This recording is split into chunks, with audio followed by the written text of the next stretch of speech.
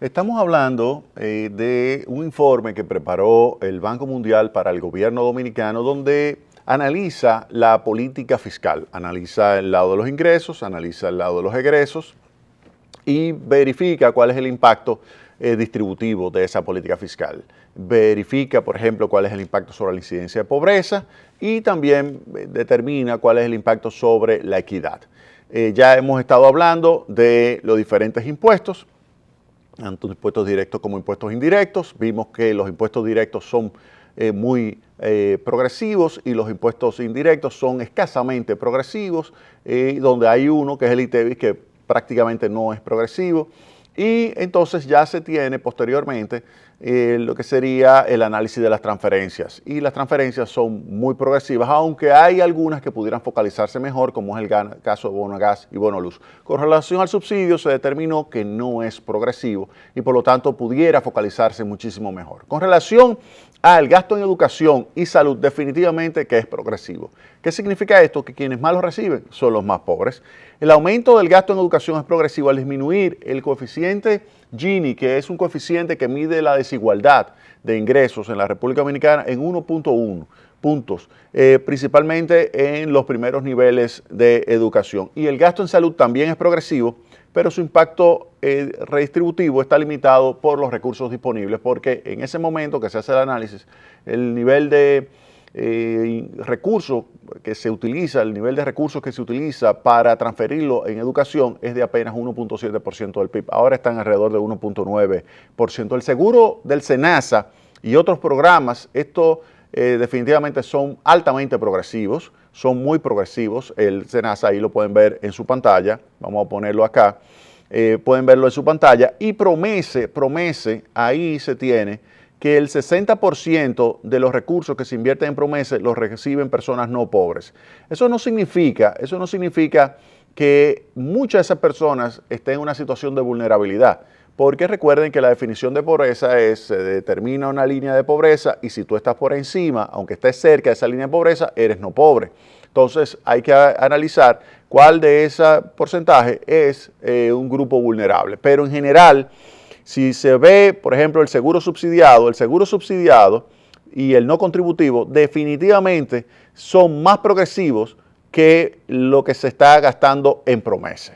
Y con relación a la inversión en educación, fíjense que la educación a nivel de preescolar y primaria es muchísimo más progresiva que la secundaria y muchísimo más que terciaria. Es decir, que terciaria, que es el nivel universitario, es mucho menos progresiva. ¿Qué significa eso? Que hay gente que está yendo, por ejemplo, a la Universidad Autónoma de Santo Domingo, que es básicamente la vía para transferirle recursos a los universitarios en la República Dominicana, personas que están yendo a la Universidad Autónoma de Santo Domingo que no son pobres. Tan sencillo como eso. Y están pagando 6 pesos el crédito.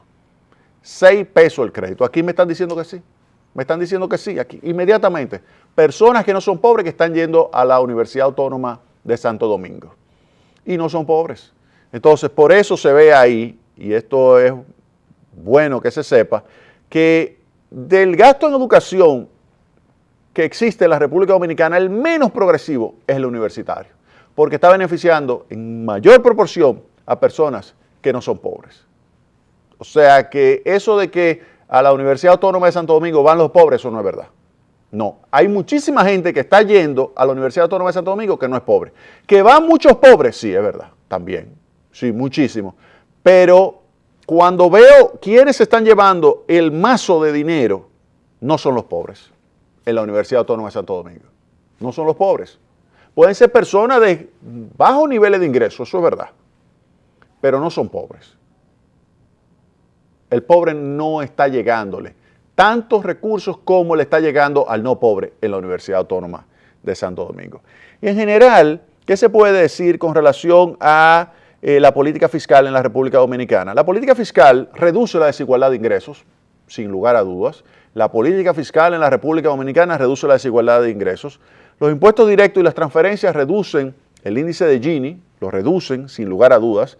Y si se monetiza ese gasto en educación y salud, la reducción en la desigualdad es todavía más acentuada. Y obviamente que hay países como Brasil, Costa Rica y África del Sur que reducen más la desigualdad, pero es porque invierten mucho más en gasto social. Ahí se puede ver en su pantalla lo que serían las variaciones de la desigualdad con relación al ingreso disponible final versus el ingreso de mercado, y se ve claramente de que en la República Dominicana está a nivel medio. No está como Sudáfrica, no está como Brasil, no está como Costa Rica, que tienen caídas muchísimo más acentuadas de lo que es el índice de Gini, que es el mide de la desigualdad. No está en esto, pero está mucho mejor que otros países como Guatemala, Jordania, Indonesia, Sri Lanka, El Salvador, Perú, Armenia. Todos esos países reducen su nivel de desigualdad con la política fiscal menos de lo que la reduce la República Dominicana. Es decir, que sin lugar a dudas, la política fiscal en la República Dominicana es pro pobres. Es una política fiscal que ayuda a reducir la incidencia de pobreza, principalmente pobreza extrema, no tanto beneficia a lo que están por encima entre pobreza extrema y simplemente pobreza. Ahí ese segmento ahí no lo está beneficiando tanto, y se pudiera beneficiar si se focaliza mejor los recursos. Por ejemplo, si se focaliza mejor los recursos del subsidio del sector eléctrico, se pudiera utilizar esos recursos. Recuerden que eso es, para este año, es 1.4% del Producto Interno Bruto. Ahora, el dato interesante de este informe del Banco Mundial es que se calcula qué porcentaje del Producto Interno Bruto se necesitaría para eliminar la pobreza extrema, que está definida por personas con ingresos de $2.50 por día. Eso es PPA, que es una medida que compara los dólares utilizando niveles de precios, digamos, homogéneos a nivel, o tomando en consideración los niveles de precios en cada país. Se requeriría un 1.3% del Producto Interno Bruto para eliminar la pobreza extrema en la República Dominicana. El PIB, si ustedes quieren tener una idea, el PIB, imagínense, son un 1% es 30 mil millones de pesos. 30 mil millones de pesos es un 1%, más el 0.3, ustedes multiplicarían 30 por 0.3, sería 9 mil, o sea que sería alrededor de 39 mil millones de pesos. Póngale 40 mil millones de pesos. Si el gobierno tuviera 40 mil millones de pesos y lo dedicara a los pobres extremos, pudiera eliminar esa pobreza extrema. Claro, eso es utilizando los datos que habían disponibles en el año 2013 y utilizando la encuesta nacional de ingresos y gastos. O sea que no es un dato totalmente exacto, porque si se tuviera, por ejemplo, la encuesta nacional de ingresos y gastos, como la que se va a iniciar a partir del año 2017 y que se tendrá disponible para el año 2018, ahí sí se pudiera identificar claramente cuál sería el monto total de recursos que se necesitaría para eliminar la pobreza extrema. Pero con esta información que había disponible en el momento en que el Banco Mundial realiza esto, pues se podría eliminar. ¿Esto qué significa? Eliminar la pobreza extrema y además elevar la cobertura de educación y salud para ese segmento de población. Específicamente, para cerrar la pobreza extrema se necesitaría 0.7% del PIB, ahí está en su pantalla, y alcanzar una cobertura total en educación y salud para los muy pobres se necesitaría 0.6%. Ahora, ¿qué opciones de política se pudieran obtener? Bueno, incrementar las recaudaciones en ese 1.3% y hacerlo de forma que se mantenga la progresividad de la política fiscal. ¿Qué significa eso? Que si bien es cierto que yo necesito incrementar mis impuestos y mis recaudaciones, no menos cierto es que yo tengo que devolverle a la gente pobre, devolverle eso en buenos servicios públicos. Buenos servicios públicos y en transferencias condicionadas. ¿Para qué? Para que no me aumente la pobreza. O sea, que no pueda aumentarme la pobreza. Y lo otro, que no me puede deteriorar tampoco la equidad. Ahora, también hay que tener en cuenta de que además de tener, digamos, en el análisis muy claro lo que sería el impacto sobre la pobreza de ese 1.3 que se necesitaría de nuevos ingresos para destinarlo a los más pobres, hay que decir lo siguiente. Aquí se necesita alrededor de 2 puntos adicionales del PIB. ¿Para qué? Para destinarlo a reducir la deuda pública. La deuda pública es alrededor del 50% del PIB. Y hoy vamos a hablar un poquito de eso cuando hablemos del Fondo Monetario Internacional que está acá. 50% del Producto Interno Bruto. Y para desmontar eso hay que por lo menos guardar 2% del PIB todos los años. 2% del PIB, ¿por qué? Porque hay que llevarla a 35.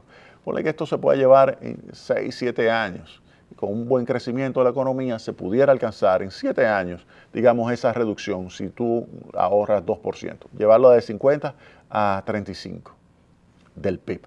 Y con eso entonces le está mandando un buen mensaje a los mercados de capitales. Así que cuando hablamos de una modificación de lo que es el nivel de recaudaciones del gobierno, habría que pensar en ese 1.3, póngale 1.5 para los pobres, pero al mismo tiempo hay que buscar 2 más para guardarlo, para reducir la deuda pública.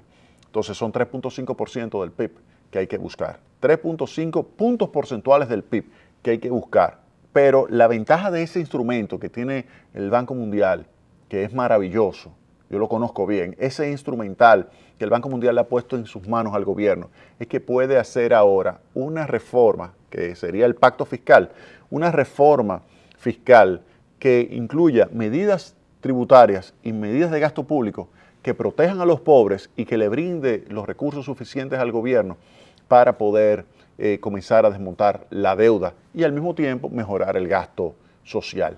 Es extraordinario este instrumento porque permite ese manejo fino, ese fine tuning de lo que sería la política fiscal en la República Dominicana. Y eso es sumamente valioso, un aporte verdaderamente extraordinario del Banco Mundial para el gobierno dominicano. Vamos a la pausa.